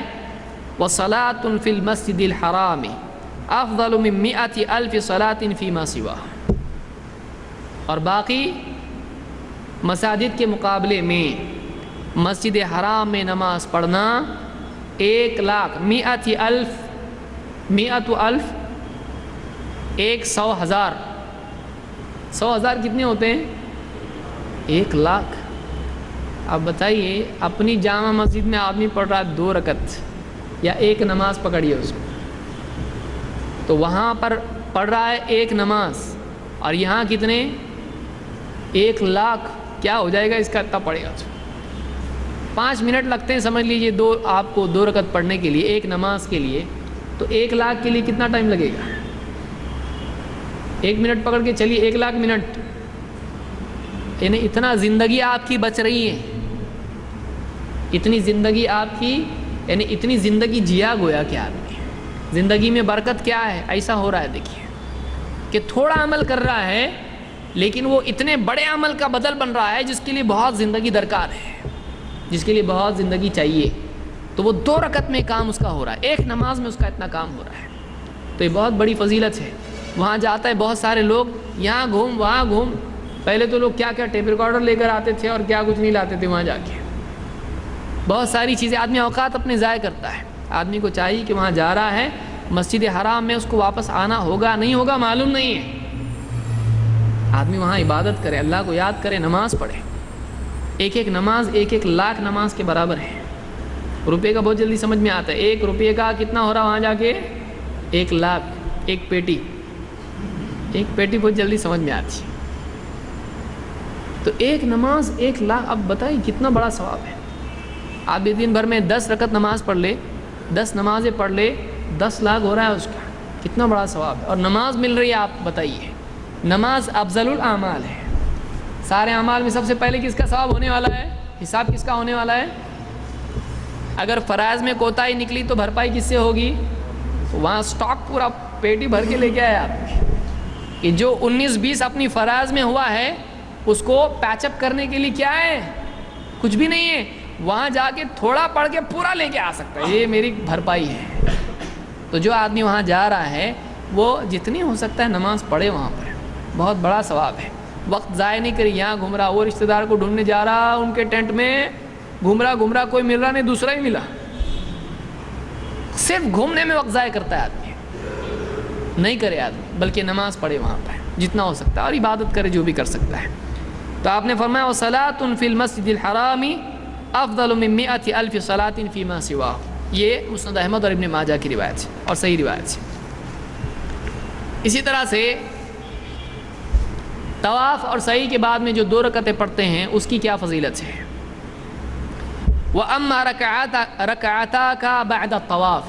آپ نے فرمایا طواف کے بعد تیرا 2 رکعتیں پڑھنا، اس کی کیا فضیلت ہے. طواف کے بعد آدمی 2 رکعت پڑھتا ہے تو اس کی فضیلت فرماتے ہیں كَعِتْقِ رَقَبَةٍ مِّن بنی اسماعیل. اسماعیل علیہ السلام کون ہیں؟ ابراہیم علیہ السلام کے بیٹے، جن کے ساتھ مل کر ابراہیم علیہ السلام اور اسماعیل علیہ السلام ان دونوں نے مل کر کعبہ کی تعمیر کی ہے. کعبہ کی تعمیر کی ہے. یہ نبی اور رسول ہیں. ان کی اولاد میں سے کوئی غلام ہو جائے اس کو آزاد کرنے کا ثواب ہے. کہ نبی کی اولاد میں سے کوئی تھا اور اس غلام کو آزاد کیا، اس کی جو فضیلت ہے، اس کا جو ثواب ہے وہ کس چیز میں ہے؟ طواف کے بعد کی 2 رکعتوں میں ہے. كَعِتْقِ رَقَبَةٍ مِّن بنی اسماعیل. وَأَمَّا طَوَافُكَ بِالصَّفَا وَالْمَرْوَةِ. اور تیرا صفا اور مروہ کا طواف کرنا یعنی سعی کرنا كَعِتْقِ 70 رَقَبَةٍ. اس کا ثواب اتنا زیادہ ہے کہ گویا کہ تو نے کیا کیا؟ 70 غلام آزاد کیے. صفا اور مروہ کی سعی کرنا، اس کی فضیلت کیا ہے؟ 70 غلام آزاد کرنے کے برابر ہے. اتنی بڑی فضیلت ہے. اس کو امام طبرانی اور بزار نے روایت کیا، ابن حبان میں بھی روایت موجود ہے. صحیح ترغیب میں شیخ الالبانی نے اس کو ذکر کیا ہے. یہ حسن روایت ہے. تو یہ فضیلت کس کی ہے؟ طواف کے بعد کی 2 رکعتیں اور صفا اور مروہ کی سعی. اسی طرح سے آپ فرماتے ہیں وَأَمَّا وُقُوفُكَ عَشِيَّةَ عَرَفَةٍ. عرفہ کی شام کو تیرا وقوف کرنا. فَإِنَّ اللَّهَ تَبَارَكَ وَتَعَالَى يَهْبِطُ إِلَى سَمَاءِ الدُّنْيَا. اللہ تعالیٰ آسمان دنیا کی طرف نزول کرتا ہے. فَيُبَاهِي بِكُمُ الْمَلَائِكَةِ. اور تم پر یعنی حاجیوں پر اللہ تعالیٰ فخر کرتا ہے فرشتوں کے مقابلے میں. یقول عبادی جاؤنی شعثا من کل فج عمیق. کہ یہ میرے بندے ہیں بکھرے بالوں والے، کیونکہ آدمی سر کو ڈھانپتا ہے حج میں، سر کھلا رکھتا ہے، بال پورے بکھرے ہیں، دھول میں اٹے ہوئے ہیں. یہ بکھرے بالوں والا میرا بندہ، یہ دیکھو میرے بندے ہیں، یہ دور دراز کی گھاٹیاں پار کر کے آئے ہیں. یرجون رحمتی. وہ صرف اور صرف میری رحمت کی امید لگائے ہوئے ہیں. فَلَوْ كَانَتْ ذُنُوبُكُمْ كَعَدَدِ الرَّمْلِ. اگر تمہارے گناہ ریگستانوں میں ریت کے جتنے کنکر ہیں، ریت کے جتنے کنکر ہیں اتنے اگر تمہارے گناہ ہو جاتے، او كَقَطْرِ الْمَطَرِ. یا بارش کے قطروں کے برابر ہو جاتے ہیں، او كَزَبَدِ الْبَحْرِ.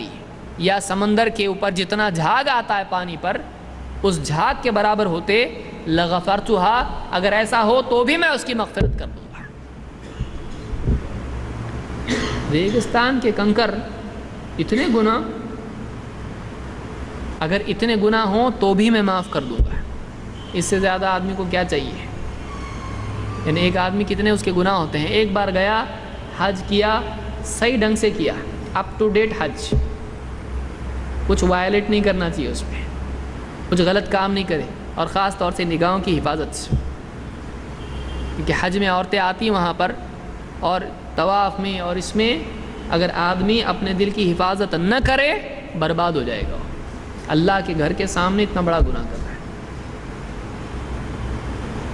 کیونکہ وہاں پر بہت مشکل ہوتا ہے آدمی ایک دوسرے کے دھکے لگنا اور آدمی کا ایک دوسرے کو دیکھنا. تو ساری دنیا بھر کے لوگ وہاں پر آتے ہیں، گورے بھی آتے ہیں، کالے بھی آتے ہیں. اب یہاں پر اگر یہ اپنی نگاہوں کی، اپنے دل کی اور اپنے آپ کی حفاظت نہ کرے تو طواف کے دوران گناہ گار ہو سکتا ہے. طواف کے دوران گناہ گار ہو سکتا ہے. بہت حفاظت کرنا چاہیے اپنے آپ کی. تو یہ اتنی بڑی نیکی ہے کہ اگر ان کے گناہ اگر سمندر کے جھاگ کے برابر ہوں، بارش کے قطروں کے برابر ہوں، یا پھر ریگستان کے ریت کے کنکروں کے برابر ہو، تب بھی میں ان کی مغفرت کر دوں گا۔ اتنا بڑا عظیم الشان عمل حج کا، اللہ تعالیٰ ہر مسلمان کو اس کی توفیق عطا فرمائے۔ یہ طبرانی اور بزار اور ابن حبان کی روایت ہے۔ اسی طرح سے انس بن مالک رضی اللہ عنہ کہتے ہیں وقف النبی صلی اللہ علیہ وسلم بعرفات، اللہ کے رسول صلی اللہ علیہ وسلم نے عرفات میں وقوف کیا، ٹھہرے۔ وقد کادت الشمس ان تغوب، اور قریب تھا کہ سورج بھی ڈوب جائے، سورج ڈوبنے میں تھا، غروب ہونے میں تھا۔ فقال یا بلال انصت لی الناس، آپ نے کہا اے بلال لوگوں کو خاموش کراؤ، اس کو کچھ کہنا ہے، لوگوں کو خاموش کراؤ۔ فقام بلال فقال انصتوا لرسول اللہ صلی اللہ علیہ وسلم، اب بلال کھڑے ہوئے اور بلال کیوں؟ آواز بہت اونچی تھی ان کی، مؤذن مسجد نبوی کے، تو انہوں نے ندا لگا کے کہا رسول اللہ صلی اللہ علیہ وسلم کے لیے خاموش ہو جاؤ، آپ کچھ کہنا چاہ رہے ہیں۔ فانصت الناس، لوگ چپ ہو گئے، خاموش ہو گئے۔ فقال معشر الناس، آپ نے کہا اے لوگو اتانی جبرائیل علیہ السلام آنفا، ابھی میرے پاس جبرائیل علیہ السلام آئے تھے۔ فاقرأنی من ربی السلام، تو انہوں نے مجھ کو رب کی طرف سے سلام پہنچایا۔ کس نے سلام کیا؟ اللہ تعالیٰ نے سلام بھیجا، کس کے ذریعے سے؟ جبریل کے ذریعے سے۔ فاقرأنی من ربی السلام، وقال، اور کہا ان اللہ عز وجل غفر لأہل عرفات و اہل المشعر، اللہ تعالیٰ نے عرفات والے اور مشعر والے جو مزدلفہ میں ہوتے ہیں، ان سب کے لیے مغفرت کا اعلان کر دیا۔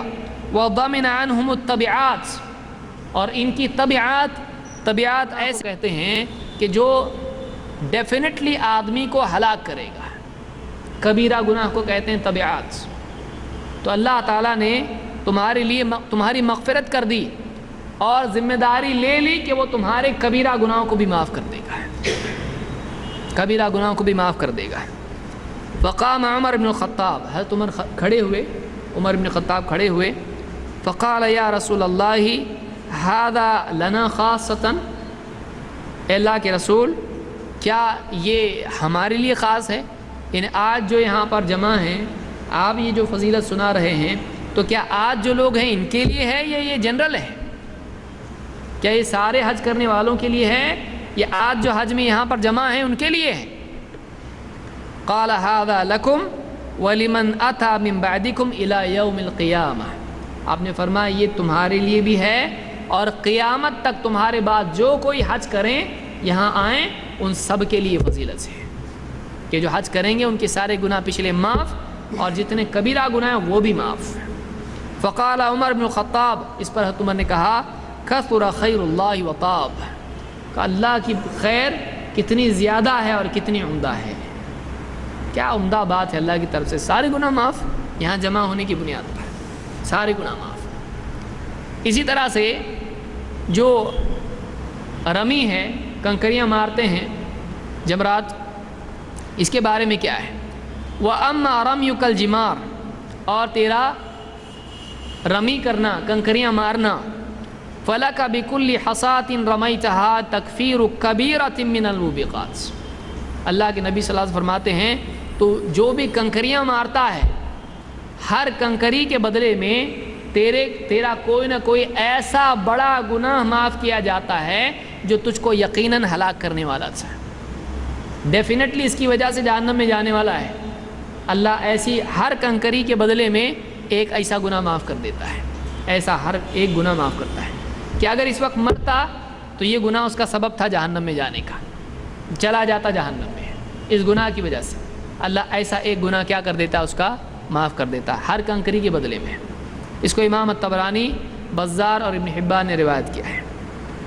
ابن عباس رضی اللہ عنہ کہتے ہیں، اور یہ انہوں نے نبی صلی اللہ علیہ وسلم سے نقل کیا ہے، کہتے ہیں لما اتا ابراہیم خلیل اللہ علیہ السلام المناسک، ابراہیم علیہ السلام جب مناسک کرنے لگے، حج کے لیے آئے، جو اللہ کے خلیل تھے، عرض له الشیطان عند جمرۃ العقبہ، جمرۃ العقبہ کے پاس شیطان ان کو دکھائی دیا. فرماہ بسبع حصیات حتی ساق فی الارض، انہوں نے اس کو 7 کنکریاں ماری یہاں تک کہ وہ کیا ہو گیا، زمین میں دھس گیا. ثم عرض له عند الجمرۃ الثانیہ، پھر واپس آگے بڑھے تو دوسرے جمرہ کے نزدیک وہ واپس دکھائی دیا. پھر انہوں نے فرماہ بسبع حصیات حتی ساق فی الارض، پھر کنکریاں اس کو ماری انہوں نے 7، پھر زمین میں دھس گیا ہوا. ثم عرض له فی الجمرۃ الثالثہ، پھر آگے بڑھے تو تیسری مرتبہ بھی پھر جمرۃ الثالثہ کے نزدیک وہ واپس نمودار ہوا، دکھائی دیا. فرماہ بسبع حصیات حتی ساق فی الارض، پھر انہوں نے 7 کنکریاں اس کو ماری یہاں تک کہ وہ زمین میں دھس گیا. قال ابن عباس الشیطان ترجمون وملت ابیکم تتبعون، ابن عباس کہتے ہیں دیکھو تم شیطان کو مارتے ہو، شیطان کو کنکریاں مارتے ہو، ابراہیم علیہ السلام کے دین پر تم عمل کرتے ہو، ابراہیم علیہ السلام کی سنت پر تم عمل کرتے ہو. یہ جو تم کنکریاں مار رہے ہو، ابراہیم علیہ السلام نے شیطان کو ماری تھی، تم اسی کی اتباع کرتے ہو، تم شیطان کو کنکریاں مار رہے ہو. یعنی تمہارا کنکریاں مارنا جمرات کو وہاں پر یہ کیا ہے، شیطان کو کنکری مارنے کے برابر ہے. کس کا طریقہ ہے یہ؟ ابراہیم علیہ السلام کا ہے. یہ ابن خزیمہ، حاکم اور بہقی کی روایت ہے، اور یہ صحیح روایت ہے. الترغیب میں شیخ الالبانی نے اس کو ذکر کیا ہے. اسی طرح سے حج میں اخیر میں حاجی سر مونڈتا ہے یا بال کترواتا ہے. آپ صلی اللہ علیہ وسلم فرماتے ہیں وَأَمَّا حِلَاقُكَ رَأْسَكَ، تیرا سر مونڈنا، فَلَكَ بِكُلِّ شَعْرَةٍ حَلَقْتَهَا حَسَنَةً، تیرے جتنے بال گرتے ہیں ہر بال کے بدلے میں تجھ کو ایک نیکی ملتی ہے. گننے کا ٹائم ہے نہیں ہے، ہر بال کے بدلے میں اللہ کے یہاں گنتی اپنے آپ ہو جاتی ہے. ہر بال سر مونڈتا ہے، ہر بال کے بدلے میں ایک نیکی تجھ کو ملتی ہے. وَيُمْحَ عَنْكَ بِهَا خَطِيئَةٌ، اور اس کے بدلے میں ہر جتنے بال اس کے جھڑتے ہیں موڑنے کے بعد، ہر بال کے بدلے میں ایک نیکی اور ایک گناہ معاف. ایک نیکی ملتی ہے اور ایک گناہ، یعنی ڈبل ہو گیا. یہ آدمی کی نیکیاں ہوں گی کس کے ساتھ تلیں گی؟ گناہوں کے ساتھ. یہاں اکاؤنٹ بڑھ رہا ہے اور یہاں اکاؤنٹ کیا ہو رہا ہے؟ کم ہو رہا ہے. ڈیبٹ کریڈٹ آدمی کو معلوم ہے نا، یہاں سے آ رہا ہے نیکی آ رہی ہے، یہاں سے گناہ صاف ہو رہا ہے، انہیں ڈبل فائدہ ہوتا ہے اس میں. یہ طبرانی اور بزار کی روایت ہے، اور اسی طرح سے ابن حبان نے بھی اس کو روایت کیا ہے. اسی طرح سے آپ فرماتے ہیں وَأَمَّا حَلْقُكَ رَأْسَكَ، تیرا سر مونڈنا، اس کی کیا فضیلت ہے؟ فَإِنَّهُ لَيْسَ مِنْ شَعْرِكَ مِنْ شَعْرَةٍ تَقَعُ فِي الْأَرْضِ إِلَّا كَانَتْ لَكَ نُورًا يَوْمَ الْقِيَامَةِ، تو جو سر مونڈتا ہے، جو بھی بال زمین پر گرتا ہے، قیامت کے دن اس کے بدلے تیرے لیے نور دیا جائے گا. اس کے بدلے کیا ہوگا؟ تجھ کو نور نصیب ہوگا. تو قیامت کے دن حاجیوں کو اللہ کی طرف سے خصوصی طور پر ایک نور عطا کیا جائے گا. اس کو امام الطبرانی نے اپنی کتاب میں روایت کیا ہے، الاوسط میں روایت موجود ہے. اسی طرح سے تلبیہ کی کیا فضیلت ہے؟ ظاہر بات ہے، آپ دیکھیے اتنا سب کچھ اس پہ مل رہا ہے، نیکیاں مل رہی، گناہ صاف ہو رہے ہیں. پھر وہ جو حدیث ہے کہ حاجی جب لوٹتا ہے تو ایسا لوٹتا ہے جیسا آج ہی ماں کے پیٹ سے پیدا ہوا ہے. اس میں کوئی بڑی چیز نہیں ہے کہ ہر قدم پہ اس کے گناہ معاف ہو رہے ہیں، ہر قدم پہ اس کو نیکیاں مل رہی ہیں. کیا کیا کرتا ہے، ہر چیز کے بدلے میں اتنا سارا ثواب اللہ کی طرف سے ملتا ہے. یہ کتنی بڑی عبادت ہے جس کو اللہ نے مقرر کیا مسلمانوں کے، اور کتنا بڑا احسان ہے کہ اللہ نے ایک بہانہ ایسا رکھا ہے مغفرت کا. اللہ چاہتا تو نہیں رکھتا، لیکن اللہ نے اتنی بڑی عبادت رکھی ہے. عبادت اپنی جگہ، اس کا ثواب الگ، اور اس کے ساتھ اتنے گناہ معاف ہو رہے ہیں وہ الگ. ابو ہریرہ رضی اللہ عنہ کہتے ہیں اللہ کے رسول صلی اللہ علیہ وسلم نے فرمایا ما احل محل قط ولا کبر مکبر قط الا بشر، کہ جو بھی آدمی لبیک کہتا ہے، جو بھی آدمی تکبیر کہتا ہے، عید کے دن تکبیرات کہی جاتی ہیں، اللہ اکبر اللہ اکبر لا الہ الا اللہ واللہ اکبر اللہ اکبر وللہ الحمد. یہ جو آدمی تکبیرات کہتا ہے یا حج کے لبیک اللہم لبیک کہتا ہے، تو یہ جو تلبیہ کہتا ہے یا تکبیرات کہتا ہے، جب بھی کہتا ہے تو اس کو ایک خوشخبری دی جاتی ہے۔ صحابی کہتے ہیں قیل یا رسول اللہ بالجنہ، یعنی خوشخبری اس کو کئی چیز کی ملتی ہے؟ جنت کی خوشخبری ملتی ہے؟ قال نعم، ہاں، جب یہ تلبیہ کہتا ہے، جب یہ تکبیر کہتا ہے تو اس کے بدلے میں اس کو ایک خوشخبری ملتی ہے جنت کی، ایک گارنٹی ملتی ہے جنت کی خوشخبری اس کو دی جاتی ہے۔ اس کو امام طبرانی نے الاوسط میں روایت کیا ہے۔ اسی طرح سے ابو بکر صدیق رضی اللہ عنہ فرماتے ہیں ان رسول اللہ صلی اللہ علیہ وسلم سئل ای الاعمال افضل، اللہ کے رسول صلی اللہ علیہ وسلم سے پوچھا گیا سارے اعمال میں سب سے افضل عمل کیا ہے؟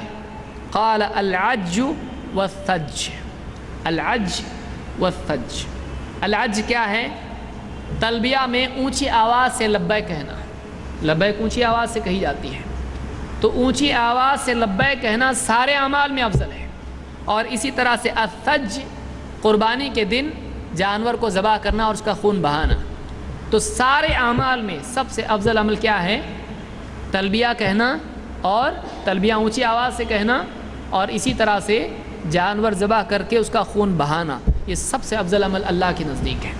اور عید کے دن اس سے بڑھ کے کوئی عمل نہیں اللہ کے نزدیک، قربانی سے بڑھ کے کوئی عمل نہیں اللہ کے نزدیک عید کے دن۔ اس حدیث کو امام ترمذی، ابن ماجہ، حاکم، بیہقی اور ابو یعلا نے روایت کیا ہے۔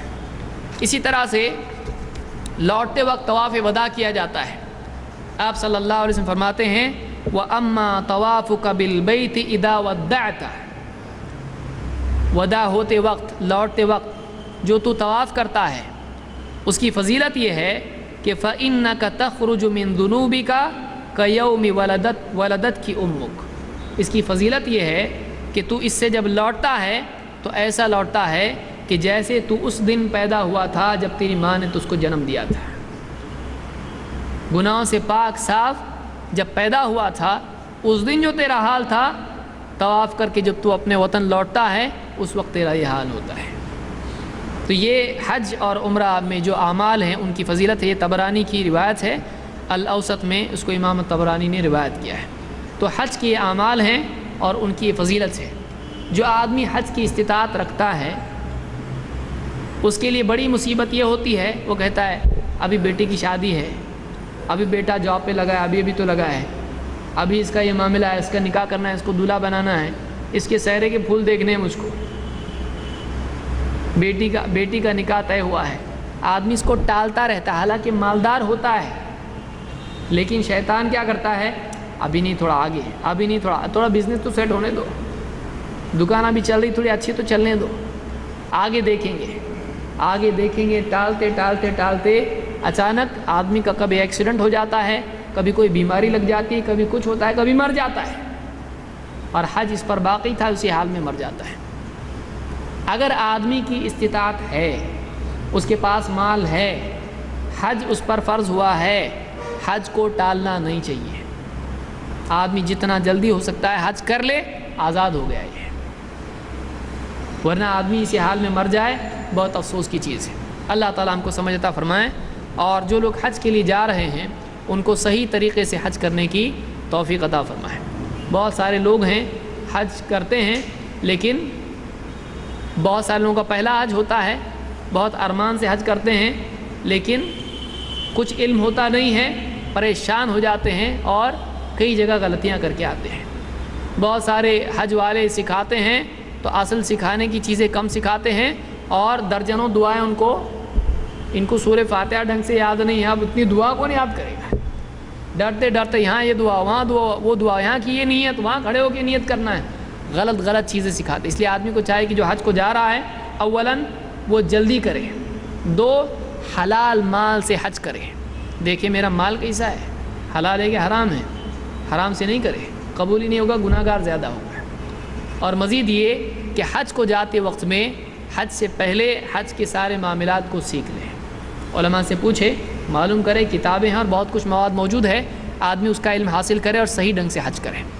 حج میں جائے اپنی نگاہ اور اپنی زبان کی حفاظت کرے، یہاں وہاں کے لوگوں سے تو میں نے کرے، یہ میری جگہ، لڑتے لوگ حج کے لیے جگہ کے لیے، جگہ پکڑتے ہیں، اس کو دھکا دے رہا ہو، اس کو دھکا دے رہا ہے، تو لڑ کے آدھا حیران ہوتا ہو، پھر گھوم پھر کے یہاں وہاں گھومنا پھرنا، یہ خریداری وہ خریداری، کھجور کے پوتے خرید رہا وہاں پہ، زمزم کے ڈبے خرید رہا وہاں پہ، اب اس کو لے جانے کا ایک الگ مسئلہ، پھر جھوٹ بول کے کیسا تو بھی کسٹم میں نکل رہا، تو کیوں گناہ کرتا ہے آدمی؟ کھجور لانا گناہ نہیں ہے۔ کچھ لوگ جاتے ہیں وہاں پہ، وہاں کی مٹی اٹھا کے لا کے، مدینہ کی مٹی، جنت البقیع سے بقیع الغرقد کی مٹی، وہاں کی مٹی لے کے آتے ہیں، کیا ہونے والا ہے اس کا کوئی گھر بننے والا ہے، برکت آنے والی کیا ہے؟ وہاں کی مٹی لاتے ہیں سنبھال کے۔ کوئی آدمی وہاں کا کچھ اٹھا کے پتھر لاتا ہے، مدینہ کا پتھر ہے وہ، کیا ہونے والا ہے؟ اس کی قسمت میں پتھر ہی آنے والے ہیں۔ تو مدینہ کا پتھر ہے، مکہ کا پتھر ہے، کیا ہے اس میں؟ آپ صلی اللہ علیہ وسلم جب مکہ سے مدینہ گئے، پتھر لے گئے وہاں سے، مٹی لے گئے وہاں سے تھیلی میں بھر کے، یہ ساری خرافات ہیں۔ بعض لوگ تو چوری کرتے ہیں کعبہ میں جا کے، کیسا؟ دعا کرتے کرتے کرتے کرتے جیب میں سے قینچی نکال کے کعبہ کا پردہ اس میں سے کاٹ لیا، دھاگا جمع کرتے ہیں وہاں سے، دھاگے توڑتے ہیں وہاں کے کعبہ کے، یہاں لا کے اس کو سیل ہوتا اس کا دھاگوں کا، کعبہ کا دھاگا اس کا سیل ہو رہا ہے۔ چور ہے یہ، ارے کون سا چور ہے؟ اللہ کے گھر میں کا چور ہے، کتنا ڈینجر چور ہے یہ، یعنی شرم آنا چاہیے آدمی کو، وہاں جا کے چوری کر رہا ہے، یعنی اللہ تعالیٰ کے گھر میں جا کے اللہ کے گھر کی چوری کر رہے ہیں، اس سے ڈینجر کیا چوری ہوگی؟ تو یہ ساری خرافات ہیں، آدمی کو یہ نہیں کرنا چاہیے۔ نگاہوں کی حفاظت کرے، اپنی زبان کی حفاظت کرے، اپنے اوقات کی تنظیم کرے، وقت اپنا ضائع نہیں کرے وہاں پر، اور حج کو سیکھے، وہاں پر اللہ کو خوب یاد کرے، صحیح طریقے سے حج کرے، اس کا حج اس کی نجات کا ذریعہ بنے، اور دوسروں کے لیے وہ سفارش کا ذریعہ بنے، کہ قیامت کے دن بہت ممکن ہے حاجی بھی اللہ کے یہاں پہ اس کا حج اگر قبول ہو تو کسی کی سفارش کرے۔ تو یہ کچھ اعمال تھے جن کی فضیلت تھی۔ اللہ تعالی ہم سب کو صحیح فہم عطا فرمائیں، اور خصوصاً حج کو جانے والوں کو صحیح طور سے حج کرنے کی اور عمرہ کرنے کی توفیق عطا فرمائیں۔